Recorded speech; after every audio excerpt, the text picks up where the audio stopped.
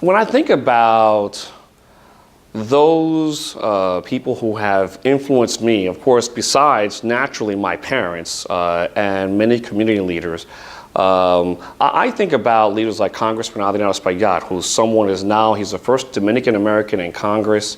He's someone that I have watched over 20 years, very committed to the community, and took me under his wing and taught me a lot about the importance of giving back. And every time I rose up the corporate ladder,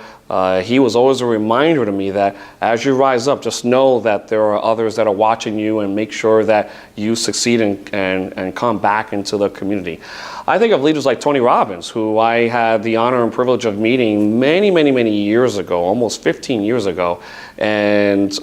got to learn from him firsthand that about not only how we can live very purposefully, but understand why we do what we do. And then I think, of course, leaders like former President Barack Obama. I mean, what he did to overcome so many of the challenges to become the first African-American president of the United States is just so inspiring. And these are some of the many examples that I look to and say that if it can be done,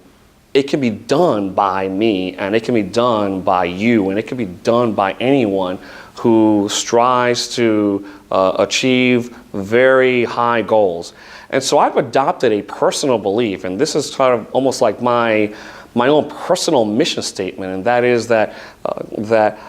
I, Sid Wilson, see, feel, hear, and know that the purpose of my life is to be an outstanding servant leader that is doing a major difference in our community and doing passionate things for my community and for our people, because it is so important that as we think big and as we aspire big and as we think about what this means for our community, that I need to plan to achieve, but dare to exceed, then great results you will see. When you plan to achieve, but you dare to exceed, then great results you will see. And that I think is my mission statement, my personal mission, and ultimately my legacy as we continue to make a difference in our community.